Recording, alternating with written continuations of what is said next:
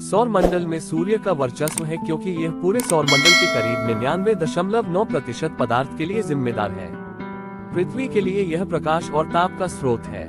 वैज्ञानिकों का मानना है कि गैसों के गतिशील बादलों, जिसे नेबुला कहा जाता है, से सूर्य और ग्रहों का निर्माण हुआ है।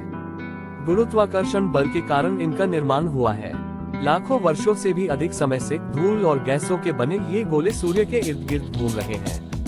सूर्य अपने चारों तरफ परिक्रमा करने वाले 8 ग्रहों बुध, शुक्र, पृथ्वी, मंगल, बृहस्पति, शनि, यूरेनस और नेपच्यून उपग्रहों, क्षुद्र ग्रहों, उल्का और धूमकेतुओं के साथ सौरमंडल के केंद्र में स्थित है। अपने द्रव्यमान और वजन से सूर्य ग्रहों की गति को नियंत्रित करता है। यह बल गुरुत्वाकर्षण बल कहलाता है। 2006 तक सौरमंडल में 9 ग्रह थे। प्लूटो सूर्य से सबसे दूर स्थित ग्रह था। 2006 में अंतर्राष्ट्रीय खगोलीय संघ IRU ने ग्रहों की नई परिभाषा को अपनाया, जिसके अनुसार प्लूटो ग्रहों की इस परिभाषा के दायरे में नहीं आता है, इसलिए अब इसे सौरमंडल का ग्रह नहीं माना जाता है। अतः वर्तमान में ग्रहों की संख्या 8 रह गई है। सूर्य, ऐसा माना जाता है कि सूर्य का जन्म 5 अरब वर्ष पहले हुआ था। उसी समय से यह लगातार बहुत बड़ी मात्रा में ताप और प्रकाश का उत्सर्जन कर रहा है और आगामी 5 अरब वर्षों तक इसके इसी तरह से ताप और प्रकाश के उत्सर्जन करते रहने की उम्मीद है। सूर्य अनिवार्य रूप से गर्म गैसों का एक क्षेत्र है। सूर्य की डिस्क को फोटोस्फेयर भी कहते हैं। फोटोस्फेयर के ऊपर की गैस की परत बहुत अधिक गर्म होती है, लेकिन उनका घनत्व बहुत कम है। ये परतें बहुत हल्की हैं और सूर्य के डिस्क से निकलने वाले तीव्र प्रकाश की उपस्थिति में दिखाई नहीं देती। पूर्ण सूर्य ग्रहण के समय, जब सूर्य के डिस्क की रोशनी पूरी तरह से रुक जाती है, इसकी सबसे बाहरी परत दिखाई देने लगती है। यह सूर्य के चारों तरफ एक ताज जैसी दिखाई देती है। इस परत को कोरोना कहते हैं। सूर्य की त्रिज्या रेडियस पृथ्वी की त्रिज्या से करीब 100 गुना अधिक है और इसका द्रव्यमान पृथ्वी के द्रव्यमान से करीब 10 लाख गुना अधिक है। सूर्य हमारा निकटतम तारा है। सूर्य की रोशनी को हम तक पहुंचने में करीब 8.3 प्रकाश मिनट लगते हैं। सूर्य के सबसे निकटतम तारे प्रोक्सिमा या अल्फा सेंटुरी की रोशनी पृथ्वी पर करीब 4.3 प्रकाश वर्षों में पहुंचती है। ग्रह वास्तव में सूर्य के चारों तरफ अंडाकार पथ पर परिक्रमा कर रहे हैं, जिसे कक्षा कहा जाता है। ग्रहों की अपनी धुरी के चारों तरफ की गति घूर्णन कहलाती है और सूर्य के चारों तरफ की गति परिक्रमा कहलाती है। तारों के समान ग्रहों में स्वयं की रोशनी और ताप नहीं होता है। प्लेनेट, ग्रह शब्द की उत्पत्ति ग्रीक शब्द प्लेनेटिया से हुआ है, जिसका अर्थ है यात्री। तारों के सापेक्ष ग्रह अपनी स्थिति बदलते रहते हैं। बुध ये सूर्य के सबसे नजदीक स्थित और सौर मंडल का सबसे छोटा ग्रह है। इसका आकार और द्रव्यमान करीब करीब चंद्रमा के बराबर है। सूर्य की एक परिक्रमा पूरी करने में यह 88 दिन लगाता है। अपनी धुरी पर यह 59 दिनों में एक बार परिक्रमा पूरी कर लेता है। इसका कोई उपग्रह नहीं है।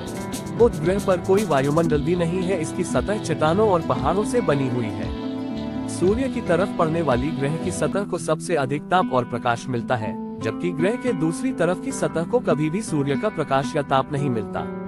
इसलिए बुध का एक हिस्सा बहुत अधिक गर्म तो दूसरा हिस्सा बहुत ही अधिक ठंडा है। शुक्र, इसका भी कोई उपग्रह नहीं है। यह अपनी धुरी पर असामान्य रूप से अर्थात पूर्व से पश्चिम की तरफ घूमता है। शुक्र ग्रह का द्रव्यमान पृथ्वी के द्रव्यमान का 4/5 गुना है।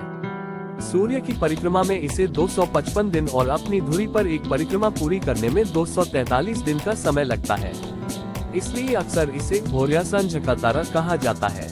इस ग्रह पर वायुमंडल है, जिसमें मुख्य रूप से कार्बन डाइऑक्साइड गैस है। यह सौर मंडल का सबसे गर्म ग्रह है। पृथ्वी पश्चिम से पूर्व की तरफ घूमती है। हमारी पृथ्वी एक गोले के जैसी है, जो उत्तर और दक्षिण में अर्थात ध्रुवों पर थोड़ी सी चपटी है। ध्रुवों पर थोड़ा चपटा होने के कारण पृथ्वी को जियोर्ट, जिसका मतलब पृथ्वी जैसे आकार का होता है, के तौर पर वर्णित किया जाता है। सूर्य का यह तीसरा सबसे निकटतम ग्रह है। पानी की उपस्थिति के कारण पृथ्वी को नीला ग्रह भी कहा जाता है। अंतरिक्ष से देखने पर पृथ्वी रंग में नीली हरी दिखाई देती है। पृथ्वी ही एकमात्र ऐसा ग्रह है जहां अस्तित्व और जीवन की निरंतरता के लिए कुछ विशेष वायुमंडलीय परिस्थितियां विद्यमान हैं। यहाँ उचित तापमान, पानी, मिट्टी, खनिज, उपयुक्त वातावरण और ओजोन की परत आदि पाई जाती है, जो इस ग्रह पर जीवन को संभव बनाती है। मंगलहिस का आकार पृथ्वी के आकार का करीब आधा है। सूर्य की परिक्रमा करने में इसे करीब 687 दिन और अपनी धुरी की एक परिक्रमा करने में इसे 1 दिन लगता है। यह हल्का लाल रंग का दिखता है और इसलिए इसे लाल ग्रह भी कहा जाता है। मंगल के दो छोटे प्राकृतिक उपग्रह हैं फोबोस और डीमोस। परिक्रमा करने में इसे 11 वर्ष और 11 माह का समय लगता है, जबकि अपनी धुरी पर यह 9 घंटे 56 मिनट में एक परिक्रमा पूरी कर लेता है।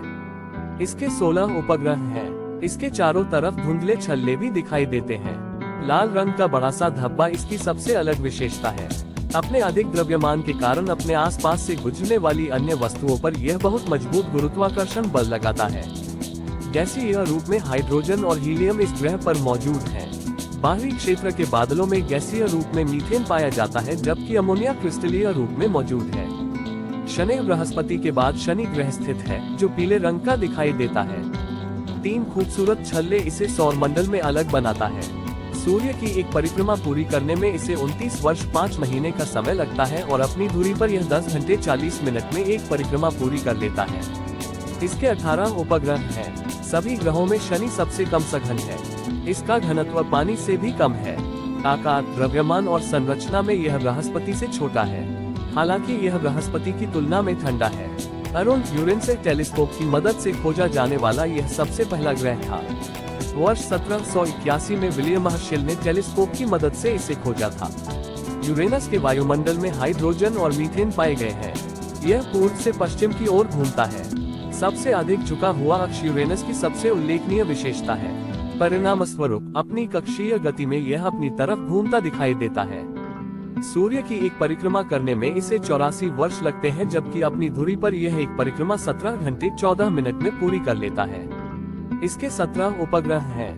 नेपच्यूनस सूर्य की एक परिक्रमा करने में इसे 164 वर्ष और अपनी धुरी पर एक परिक्रमा पूरी करने में 16 घंटे 7 मिनट का समय लगता है। इसके 8 उपग्रह हैं।